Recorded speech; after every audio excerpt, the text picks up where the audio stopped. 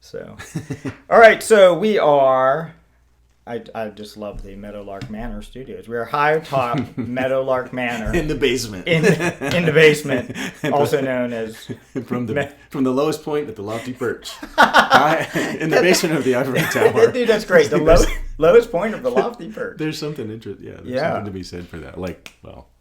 So we are at episode 9. And I'm Paul. Now we know what we're doing. I'm Chris. Yeah. And we're ready to go. Today, we're going to talk about absolute truth. Oh, boy. Exactly. Mm-hmm. So, and we'll be referencing Paul's book, which you can get from him. Yes, you can get from him. And I'm working on that. Yeah, we'll put a little advertisement in here. So, my book is called Integrity and Peace. And I'm working on getting it into the format for Amazon, so I can just do it right there. KDP. And then I'm going to, but I could get you a PDF right now if you were so interested, if you were so inclined. And of course, it would depend when you would be actually watching this show, because it could be the year 2072, and I would be missed your shot. I would be turning 100. The Earth will be a fiery ball. Right. Okay. So absolute truth. Let's start, Chris. Do you want to start with anything? Well, I mean, let me just have at it. Yeah, so my thing is I think we get so human centric and dogmatic about what truth is, and I think there's a truth that exists outside of human capacity or definitions or any of it. We make up this word and we say it's truth, and we describe this thing, but then we say things like live your truth, and it's like, hold on a minute. Is it the absolute, definition of something that exists, or is it this flexible thing that we can just paint with any color that we feel like, So, to me, truth indicates this one thing, this one state, this one absolute, unchangeable condition, or like a noun, person, place, thing, or idea that exists in the world, regardless of whether or not we understand it or know it or try to hunt it down. Right. Which I sometimes refer to as reality. There's a reality that exists out there under whatever circumstances happened over the last 300 million years or whatever. Yeah. Right. Yeah. It is what it is. I think you hit on like tons of important things right away here. And, so the thing that I always go to immediately with absolute truth is you have to just think of how we're limited by words, because so already we've kind of distinguished. So there would be like the word truth by itself, and then there's absolute truth, and so do those mean specifically different things? Right. Well, you could argue right away that they do. And one of my favorite quotes, and I can't think who says it, but he says, "Words are but symbols for the relation of things." For the relations of things to one another and to us, nowhere do they touch upon absolute truth. Yeah, right, exactly. And it's so big. And so kind of the way I said it in my book was, and I was using the word God, but the same thing would be absolute truth, that it's the one big whole.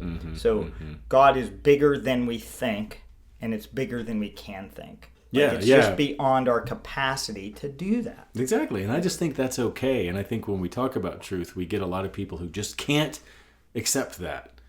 They can't, and I'll call out the physicists here, the people who think they've got the ultimate understanding of the world. They can't accept that they don't, haven't encoded the exact definition of what truth is. They can't accept that they don't fully 100% comprehend everything there is to know about the universe.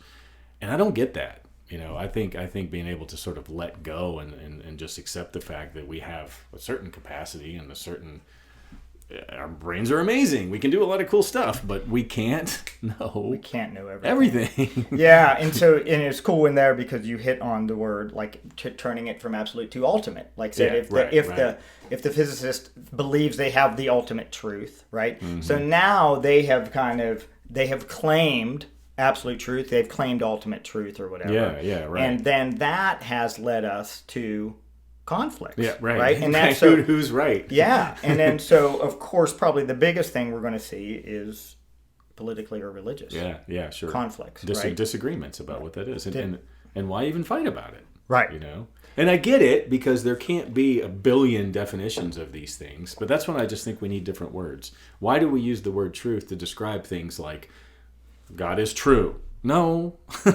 that's not truth anymore. You're talking about a different thing. Right. Yeah. So, dude, the thing for me on that, and I can use Star Wars as an example, as it comes up a lot. Maybe we should just do a whole series on just stuff from Star Wars. If you just ask a simple question, is there absolute truth? So Right. it's a yes/no question. Mm. But if you say no, so if you say yes, there's absolute truth, you're saying yes, I believe there is an absolute truth. Okay, so then you're in that camp. That's fair.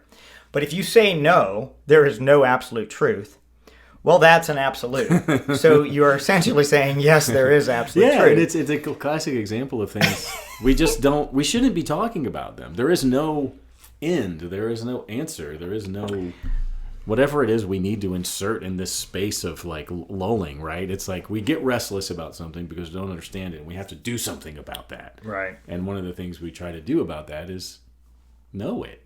And why can't it just be? Yeah. In Star Wars, so it's in Episode 3, Revenge of the Sith, Anakin says, if you're not with me, then you're my enemy, while he's fighting Ben Kenobi. And Kenobi responds, only a Sith deals in absolutes, which of course is an absolute statement. So then it's like, oh, is Ben Kenobi a Sith? Which of course he's not in the storyline. But it's you're trapped within it. So once you see that trap, you just have to let that go. Yeah, exactly. Yeah. And the difference is some people don't realize that it's a trap, and so they not only fall into the trap, they make it dogmatic. They make it their life, which is why I was picking on the physicists. And I would throw most scientists into that sort of boat too, where they think they have this superior way of knowing the truth, and therefore somehow they're closer to it or better at it than other people. I don't know. That's that example of that divisiveness you were talking about. Well, and I think, dude, I mean, that's your background, is working from the scientific, perspective. Yeah. And, anybody that, would be in whatever background you are, it doesn't matter, or maybe it's not like your working background, but your religious affiliation or your political affiliation. And if you associate yourself with that, and that's what we talked about, the idea of claiming the absolute truth creates conflict. Yeah, and you can't, the thing that you have to think about absolute truth then is this, right? That it's unnameable, right? Actually, because you can't. It's limitless. Yes. It's beyond language. It's limitless. It's not containable. You can't contain it. Diffuse. And so it's timeless too, right? So it's not limited by form. It's not limited by time. It's not limited by any of the things. The way we measure the world, which is the division of the world, which is the separateness that we experience, right? And we've talked over and over now about being one part of one big whole, and you're both simultaneously. It's happening simultaneously. You are experiencing it individually, but you are also part of that whole. Yeah. And you cannot escape that. Yeah, and even then, like what part of what you're saying is even trying to define truth, you're sort of separating yourself, and which I don't think should, in big air quotes, be doing. Right, yeah. At least part of the time. Albert Camus said, if absolute truth belongs to anyone in this world, it certainly does not belong to the man or party that claims to possess it. That's perfect. Yeah. Like it's almost like Schrodinger's cat, right? As soon as you try to look for truth, you've already changed what it is. Right. Yeah, totally. So, one of my favorite things, and I think you've seen this, and it's in my book, is one way to think about this is Eckhart Tolle in A New Earth said, there is one absolute truth, and all other truths emanate from it. Yeah, and the only thing I don't like about that is why not make other truths a different word? Mm-hmm. Which is why I like this idea of reality. There's reality out there. You can call it truth if you want. All I'm saying is that it exists without any human influence whatsoever, and it is what it is, and we can have various capacities to know that. Call this whatever you want. But truth is this continuum of a word that could mean anything. Literally, in the last couple of years, now it includes lies, right? Now truth includes things that are blatantly wrong, and so that's the really interesting conversation is what is false Right. not right. what is truth. Right. So a way to distinguish then. So I really like the idea of like the reality.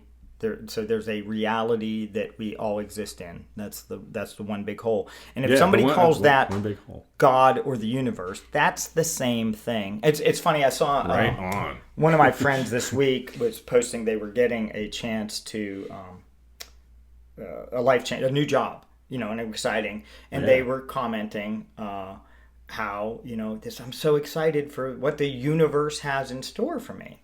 And that's wonderful, right? And, somebody else could have easily wrote, I'm excited of what God has in store for me. Right. And really, it's the same thing, because again, you could have said, what reality? That's great. I like the one big hole. And it's funny. I find myself saying we need to learn to recognize that when somebody says God or the one big hole or the great mystery or Great mystery is a good one. Yep. Or what's the word from The Secret?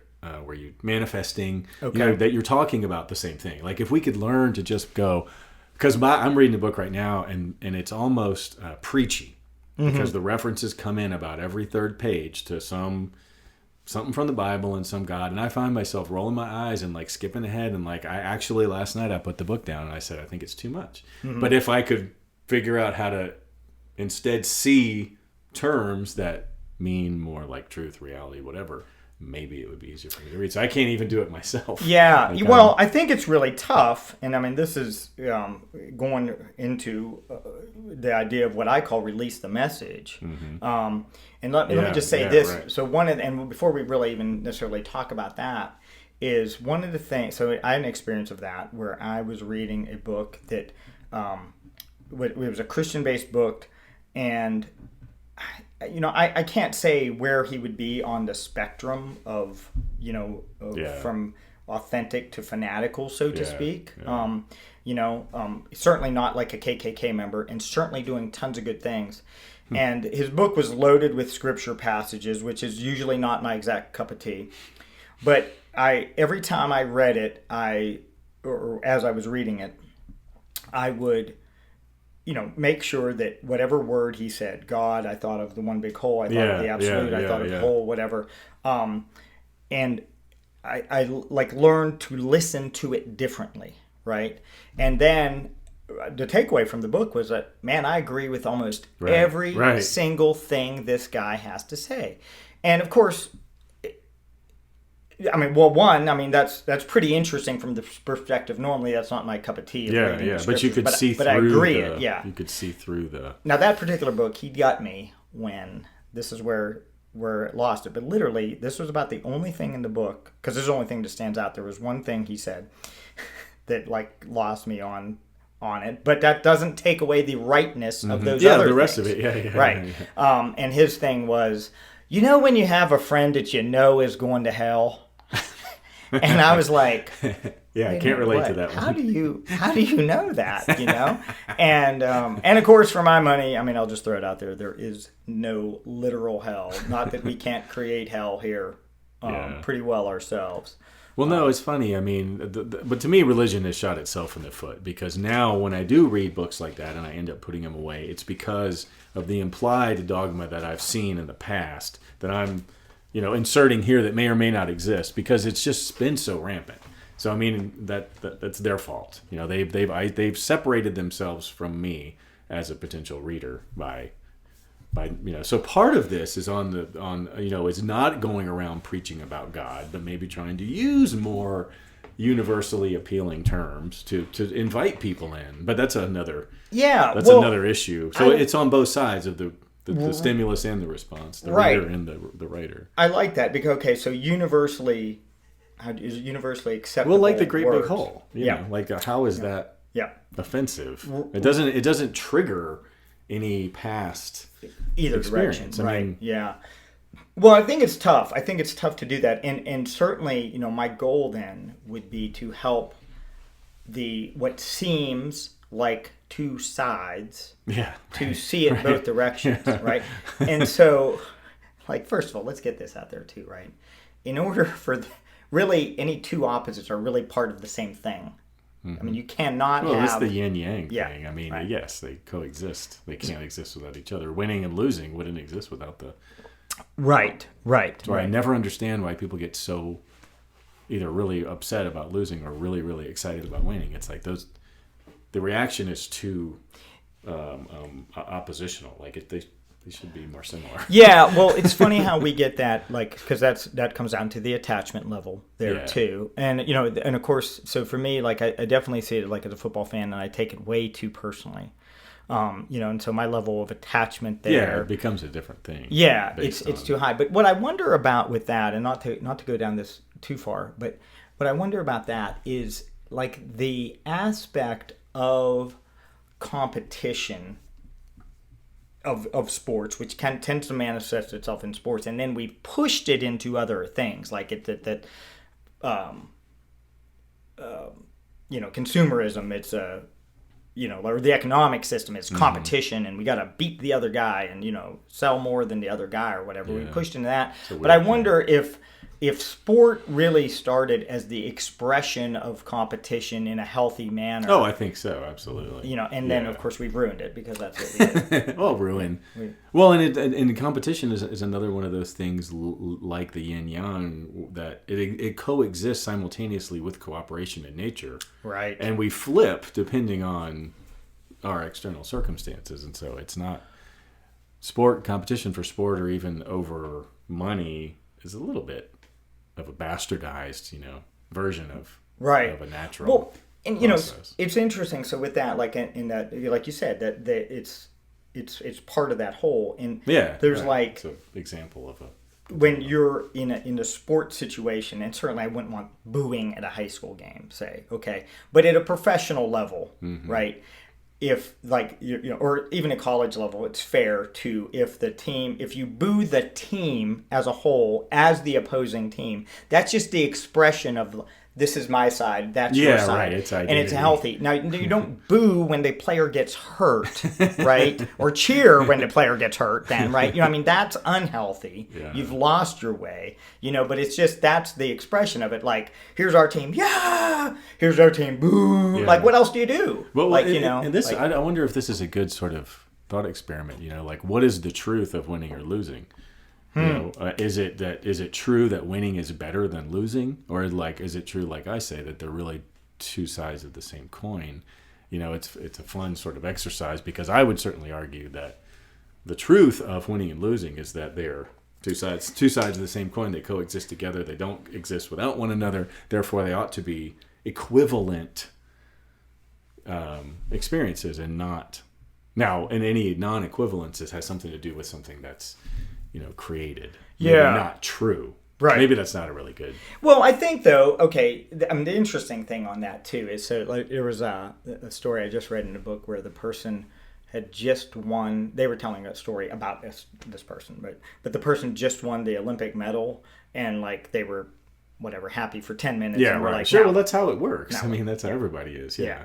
and you move on, and then so many people like talk about like what the lessons they learned in failure Yeah. or Yeah, right. or losing, Right. and that's What do you learn from winning? yeah, that's certainly an interesting aspect, and I think that's part of it. Then is like we've gotten to the point where we want to, in a way, win or be satisfied all the time. Yeah. Right. Exactly. And I think there's something to not rest in. I don't want to say like resting in dissatisfaction because that's not it, but like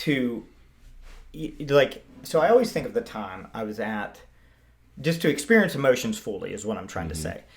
I want you to experience emotions fully because that is the way you understand everything across the board. And so I was at my wife's grandmother's funeral, and her uncle is a Russian Orthodox priest. At the time, he might have been like a Greek Orthodox priest, whatever. It doesn't matter on that. But an Orthodox priest, and he was trying to do the service, and he was overcome with emotion and bawling.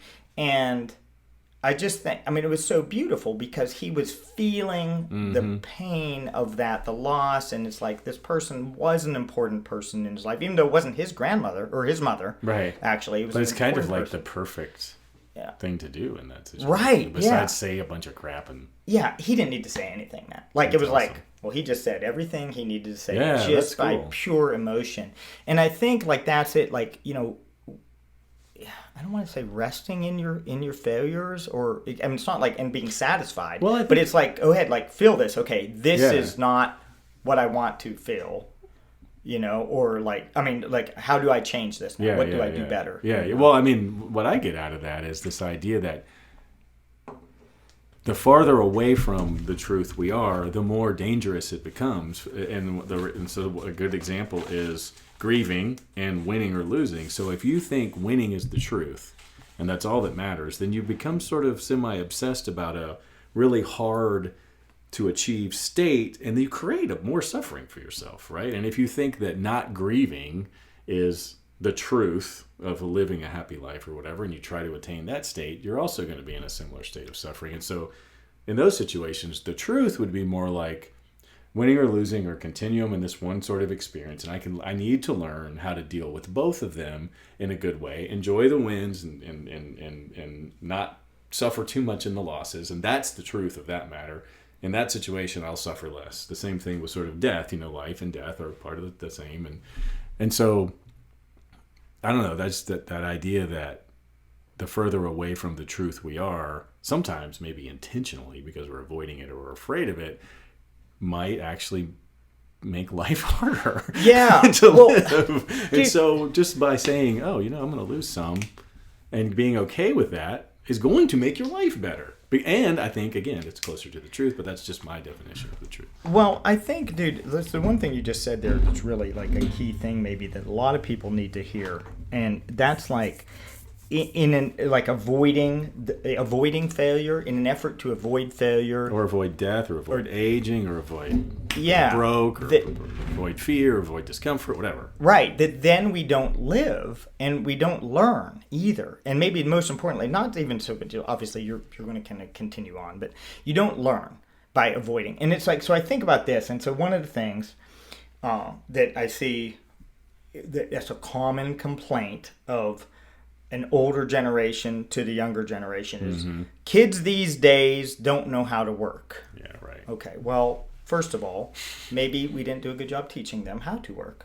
Okay, and somewhere along the line, what I would see, say when I was a manager of the one bike shop, is some of the younger folks that were in would hesitate to make a decision because they didn't want to make the wrong decision. Oh, yeah, right. And so what I would try to convey to them is like, listen, weigh all the information you have.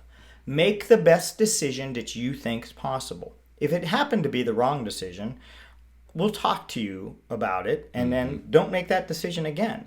You know, like, you know. Yeah, that's kind of like, a fundamental like explain it life. to them. But you got to give, and so this is one of the things, like I just laugh at that notion, like people don't know how to work. Yeah, Well, that is any older generations is just as responsible for that we have not helped them learn to do. And you know, so in any job you have, I mean, and you see this like in the great resignation, yeah. right, is one of the things that people complain about is that there's no good like culture. The culture of the business isn't good, and it's just like, well, who created the culture? Like, we're all part of. If you worked in that, you're part of that too. And that's not always easy just to change it yourself. I mean, I get that. You know what I mean? Yeah, totally. But like that's, you know, somehow you have to create or you have to create the atmosphere that the person can realize that it's okay to make a mistake. Now, and that's why, I mean, a surgeon spends hours, right? Well, and that's why like, this is an epiphany I had, so, recently. It's like, that's why they call it a practice. I mean, I was like, it blew my mind to think that, oh, yeah, because they're saying, I don't know everything. I can't just, be a perfect doctor. Now, I'm working toward that, which is something you said earlier. I mean, this fundamental high-level assumption that growth and getting better and learning as a person is important. Maybe not everybody believes that, but I think as soon as you get anywhere close to believing that as a truth, then all this stuff applies. I mean, it becomes about awareness and trying and learning and doing and just making an effort, and certainly not letting analysis paralysis. You know, to me, that kid, that's what that is, analysis paralysis. That has, if you're experiencing analysis paralysis and you don't do anything about it and you just stay paralyzed, you've done, at the very minimum, you've done a disservice to your ancestors who survived so that you would be here. And now you're basically sort of saying, and so maybe in that event, the old people are right in saying the kids don't work, because the work is facing your fears and making a decision and be willing to learn and try to be wrong and all that stuff. That's to me, those are they're not truths, but they're fundamental reasons to be alive. Right. And that just goes to my thing. I think it's right. And so this is where we go, though. Instead of trying to help the person, we just say, these millennials don't know how to work. Or you suck, you're fired, or, this bike shop is going to be crap, or whatever it is. And so we go and attack the whole person, or the person through the group of all the people, and throw everybody under the bus. Yeah. And this is why we were talking about this right before we were on the air, right, is that something is true all the times it's true on Earth, okay? In the subjective realm, the physical reality that we're in, the subjective truth. It's true all the times it's true, and it's not true all the times it's not true. So the person that would be grouped in the millennial age, right, that doesn't know how to work, or doesn't have good work ethics, well, that might be true for them for now at this moment in time, or whatever. Right at that, but they could learn if we are going to teach them in a manner that allows them to feel comfortable learning, and not just if they're wrong they failed. Yeah, right. Right, and it's like so somehow we have to, if you have the knowledge, I've talked about this before, if you truly have more knowledge, it is your responsibility to share it with the person, and not just blame the person for not knowing. And you're a big Maslow guy. I just saw something where later in life he added his last need, which was the need to do that, to transfer what you've learned as you climbed the ladder or the hierarchy, and then help the people below you to pull them up. Right. Which he wasn't part of the first round, right? It was just like you realized this excellentness and you just enjoyed it or whatever. But now, I didn't realize that was part of it. But I do believe that that's part of our responsibility. And one of the truths, again, I don't know if this is a truth or an assumption, is that people can change. So calling somebody, being absolute about anything, except maybe truth, and saying millennials suck is just a dumb thing to say. Right, yeah. It's not helpful. It's not helpful. Well, and it's so wrong. It's so not the truth, because the truth, I think, is that people have the capacity to change and learn. And if you throw that away, if you tell me that that's not the truth, then I don't know what else to say. Yeah. Well, so I think that's interesting there, because, so as Tolle said, there's one absolute truth and all other truths emanate from it. So in this physical realm that we live in, right, the physical existence, right, of matter and energy. Yeah. Well, in that existence, which is then within reality, so reality is the one big hole, it's a subset, which there is nothing outside of, okay? And within that physical reality, within that subset, and that's a good way to think about it, is that all things are changing. That's a fundamental. Well, and me with the evolution stuff, that things aren't changing, to me is just absurd. So I think the one, if I had to, somebody if you stopped me on the corner and said, what's the one fundamental truth? I would say things change. Yep. Because that's it to me, that, and it's interesting because you say the realm of physics, that subset to me is sort of the realm of, I love the matter and the atoms and all that's important, but it's a small subset of this one big whole, right? It's the physical part of it. There's all these other ones. And so it's interesting to think, what's the truth in the metaphysical sphere, and how much do those all overlap, and what are the other spheres, and what are the other non-physical elements of this one big whole reality truth thing, and can we talk about spiritual truths? Well, and so gosh, dude, so, I don't know if we even want to, we can just let that hang. I'm gonna have to watch that whole part again just to break that down now. That was good. But so I think the part is, so there would be the argument on that would be well, there's nothing outside this world. Okay, fine, maybe you're right. I don't know. I haven't had an experience. Now I've read enough near-death experience, past life regression books, and other stories. To feel differently. And even relative stories, like my relatives telling me stories, right, of things that happened that make me think there's something else. But if there's not, okay, that doesn't change the way I want to live my life in integrity here now. Right. Why should it? Why should it? Right.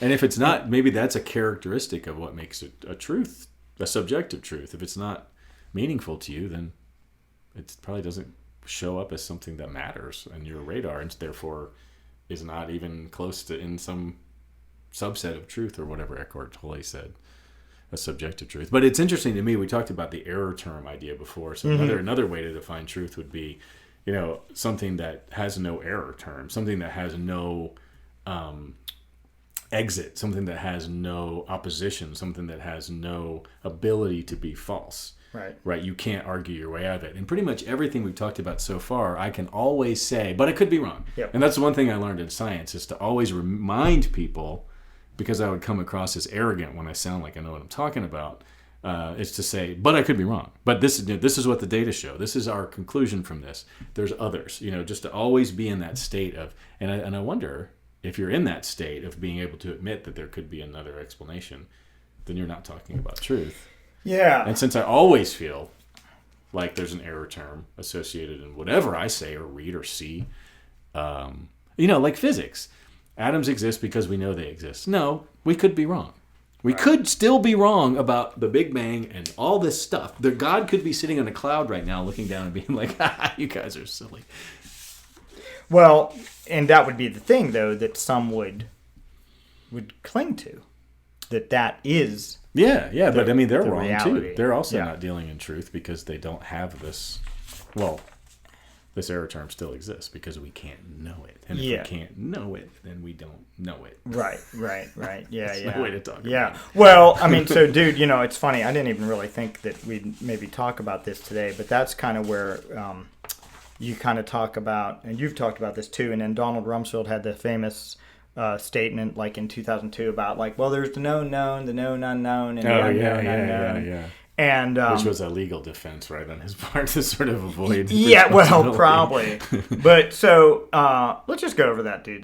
This might be cool to see where we go with it. So, I meant to throw that out there at first, but I just missed it. So the known, it's stuff we know, what we know here on Earth and in space, like the physical realm. It's like we kind of know some things. Right? Like at least they exist or whatever, right? And we give them a name, And then there's the known unknown. We know some stuff that we don't know in the physical realm, like we don't have the answers. But then there's the unknown, what I would call the unknown knowable. Like we don't know it right now, but we could know it. Right. And a lot of people have that existence constantly. And so here's something I always think about. Dude, people don't know what they don't know. Absolutely. Well, and that one makes me angry because, again, I'll pick on the scientists. Scientists think that science will fill in that gap so that the unknown goes away. Yeah, they think in the next 100 years there will be no more unknown because we'll know it all via science, and I have a problem with that. Yeah, and usually the thing that it comes to is the more you know, the realize. Yeah, if you're doing science right, every answer you get creates 1,000 new questions. Right. Yeah, and that's always that's a fascinating statement too by itself there. But so just to continue on, then then there would be the unknown unknowable. It's information that we don't currently know, and you're not going to know ever. And of course, love that. I love that. We would have no idea. You can't even talk about that because it's but I think we can. I mean, God, I'll just tell you right now. We'll never know. That's it. So that's it's bigger than thinking. It's outside the realm of what our biological limitations and constraints will allow us to do. Right. Yeah. So in my book, I talked about 2 other levels that would be possible, and I'm not saying this exists. So there would be like the unknown, unknowable here, but it would be knowable if we do get to pass on to a different physical. Yeah. Well, I was just thinking too. Yeah, with enough of a spiritual psychedelic experience. Sometimes I wonder if like an ayahuasca or even a psilocybin experience does not truly provide us access to some of this unknowable stuff. And so therefore that line between unknown and unknowable is pretty opens the door to the consciousness. So you always talk about the amount of DNA. What did they call it? The DNA that it's Junk. Junk Oh, DNA. yeah. That's the worst name ever, too, dude. Who named? Well, that's in that giving it such a terrible name screams out to me cop out. You know, Right. this is like they're so angry that they don't know this stuff, and they know that this isn't junk. It's just something they can't understand until they get mad at it and call it a bad name. And what's the percent of that, approximately? Or Well, amount, it's estimated to be between like 90 and 99%. Right. And dude, that's like Of all of the information on our chromosomes. We don't know what it does. right. So that is so mind And blowing. not only, well, it's not that we don't know what it does. We think it does nothing. But there's almost no way, right? I mean, Well, at the very least, it's a historical record. yeah. It has survived being passed on for the entirety of the existence of DNA. So that to me has potential. Right, which that would be a lot to say, like, kind of really about like the way to kind of understand reincarnation. Like, here's this stuff, Oh, or sure. also just even like past life experience. Here's all this stuff coded into me that of these eons. Even if the world was only 5,000 years old, which it's not, but if it was, it's still a long time of to have things coded. Well, and that, yeah. Yeah. And I don't know if this is worth mentioning, but in the context of climate change, something you just said that 5,000, that the world isn't 5,000 years old. I always find it funny that what people choose to pick on when they're trying to disprove something that's when they're arguing about what is true and what isn't, they'll always pick on the wrong thing. It's like if you don't like climate change, don't make it about. I don't even know what people make it about because they're all absurd things. Like, oh, humans didn't do that because of because I know better. I don't know what. I don't even understand the opposition to some of these things. But I always say there's plenty of things to pick on in the climate change theory. One of which is carbon dating. Right. Do you believe that carbon dating works? I mean, it's a pretty big leap. That we can date these things based on the occurrence of isotopes in the atmosphere in the past and how they deposit. There's so much room for error in that technique. Why don't you pick on that? If you don't believe it, pick a good reason to doubt it. Right. Not because you don't feel like it or because it disagrees with God or because the earth is flat or just something that has a zero. You know what I mean? If you're going to have a discussion about what's truth, you at least got to understand. Otherwise it's an opinion. Yeah, right. And so there's a big chasm there between guess and truth. Yeah. And there's a whole lot of things going on. Right. Well, and I think, dude, a lot of, kind of one of the things that helped me to understand my, I'll call it like hypocrisy. Like if I was like a hypocrite about something, it was because then I was lacking in integrity. I was lacking consistency. Yeah, yeah. And right? you didn't know what you didn't know. Yeah, I mean, right. Maybe. Yeah, well, right, yeah. And so, but how do I want to say this? Is like knowing. I mean, kind of really truly at a loss for words here at the moment. Make one up. But yeah, I didn't want to be a hypocrite about anything. Well, so one of the things that helped me to do that was I realized that I had to be aware of what was my opinion and what was a fact. Oh yeah, right.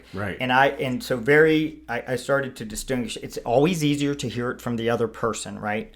I can hear you say an opinion. Yeah, very that's easily. an opinion. Right, yeah, I can hear that, right?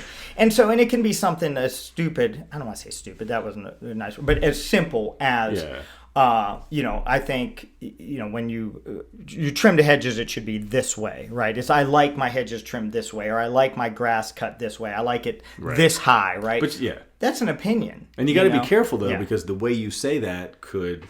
If there's some authority, it becomes an authority problem. Yeah. Like if you... Which is why, as a scientist, I had to say, but I could be wrong. And dude, right. And I think so many people have a hard time distinguishing between a fact, which is maybe a better word than a truth, even. Well, there's like I said, it's a big continuum, and there's a lot of words in there, and it's like different degrees of... Right. It's like different degrees from truth. Okay. Right. In fact, it's closer to truth than an opinion, but there's a whole bunch of stuff between fact and opinion. And so, we kind of talked about this one time on a walk. I think the quick brown. The quick red fox jumped over the lazy dog. Yeah, Okay. yeah. And it's just like, so that's not that many things going in there, but the quick aspect, the red is a color that could distinguish. I mean, that might be important, but and the lazy dog, like that's also an opinion there, that dog is lazy. Mm-hmm. Maybe that dog just ran 15 miles. Right, or it's old, trail, or right? it's dead. Old, right? Yeah, and so it's like it's so easy to do that. So I started to becoming very aware of what words right. I was, really, it's like becoming aware of like adjectives and adverbs, I guess, right? Is like those. Well, and even nouns. I mean, is this a word that people are going to immediately agree with me about? Right. Or is it got some wiggle room that I Right. need to be more clear? So before we go on to anything else, and maybe this is where we just even wrap this up today, and it might be worth it, but I think the one thing with absolute truth, from my perspective, that's worth kind of talking about, we touched on it in this episode though, is that there was the one absolute truth that exists regardless of what you call it. So you can call it absolute truth, you can call it reality, you can call it one big whole, you can call it the great mystery, you can call it God, you can call it Allah. Whatever there is, there's one of those, and there's nothing outside of that. Yeah. Because if you had something outside of that, that would make that whole somehow bigger, and it's universe too. The universe too. That's it's endless, right? There's nothing. Yeah. It's not measurable. Right. It's not quantifiable. It's the idea of infinity. It's the same thing. We can't Infinity. really know what that is. Let's Right. just say it's a thing and move on. Right. And so once you get that, and that's kind of what really helped me though. Yeah. Is Yeah. that I realized that was so, that I was, there was one big whole that I am part of. And that's not arguable. I also find peace and solace in that idea. Yeah. Like I think that's hugely relieving to think that it's out. It's just I think it's why people like God so much. Sure. It's outside of my hands. Well, and the important thing about that is that people have to realize is that they cannot, if one person says God and one person says universe, and they think they're having a different conversation. And so now the one thing would be to be the personification of God. And it's like... Right, yeah, the literal... Yeah, and so there would be like Jesus the Christ, Krishna in Hinduism, Buddha. It doesn't necessarily get with God, but like as that figure, right? My favorite, probably my biggest influence in my life as a spiritual guide is Eknath Easwaran, and he calls it the Lord of Love. Like whatever that is, that personification of that absolute truth. Those are all actually going to be the same. And it's just because it's where did you grow up, right? Yeah, right. They're regional dialects. And it's regional, and it's personified because of our finite mind that can't understand. So somehow we have to make it something that we can understand. And that's important to understand. Yeah, well, and I think it comes down to language. Yeah. I mean, we have this beautiful thing. We have these minds that enable us to speak and all this stuff. But language isn't perfect. It's limiting, and it creates misunderstandings, and it leaves lots of room for this wiggle room stuff. And I say one thing, you hear another thing. I say God, you think, you're trying to sell me something or whatever. And so, yeah, if we can just remember that none of these systems are perfect, right, then we work within those constraints. And so that's the thing you have to hold on to. Is that you remember that all the time, that like that's like the background thing running in your mind. It's that error term I keep talking about. Yeah, it really is. And then, and that's what I call that release the message of getting through well, and truth. so okay, yeah, we got to have the open mind, but then how do you actually get there? It's not just about, it's kind of like we're talking about meditation. We have a choice to say, you just said God, I feel a thing that's not good. How do I get myself to the point of realizing this is the same thing and not letting myself go to divisive? Right. It's up to me to do that in that moment, because like you said before, we can only control our actions. I can't make them talk better right, or less divisively. So it's that's about accepting imperfections in the world, realizing that words are hard and language is also imperfect, and being willing to sort of work with the other person to move past that. Why can't we do that? Yeah, well, and it's the interesting thing about that, right, is that any person group that keeps clinging to there is one right way name. Yeah. Somebody could say there's Krishna and there's not Christ. Right. There's Christ, there's not Krishna. There's Krishna, there's not Buddha. There's Buddha, there's not Christ. Whatever. If you cling to the one way, that is causing conflict, and it's like we keep doing that over and over and over again. So let's stop doing that. Yeah, like not that is a good place to start. Right, not doing that is a good place to start. And then like learning, from that, like that, and so if that absolute truth, that one big whole is the term I used, that reality is the term used. Once you recognize that is so, really you need to recognize that in any form. Yeah, Because otherwise you don't recognize it, and that's. Somehow you have to get to that point. Well, and that's to me that maybe that's the truth of this matter is that is that there isn't just one way, and that we're all maybe talking about the same thing, and the assumption that Krishna is the only way is false. Yeah. And so until you release because of the word, right? Because you're clinging and attached to this very particular specific thing and not open to the fuzziness of the truth, fuzziness, the completeness of it that is beyond your mind. Yeah, that's what it is. The wholeness of it that is beyond your mind, because you are the part in the whole, and you do not have that capacity. And maybe there is evolution beyond the physical evolution of time, and we do die and go on to this transcendent realm. Maybe we do. And maybe once you get to that realm, you can realize that there's a realm beyond that. And that could go on forever until it doesn't. But like, who's to say what that is? Yeah, right. And it's fun to talk about, but I'm not going to get attached to any particular outcome. Right. And so that brings us back here, which it always does, to this moment where, okay, whether that all exists or not, we still have this moment right now. And I think that's actually maybe exactly where we want to wrap up today is how do we release the message to understand what we are experiencing here and what we do encounter here. And that's an important lesson for me to learn, and also running that in the background of my mind constantly. I got to release the message. I got to get to what the important kernel of information is, and to help that other person do that or something. Because if we don't all choose to do that, how do you stop the cycle? Right. So. Yeah. Right. So that's where we're at. So cool. All right. Yeah, that was awesome. Good.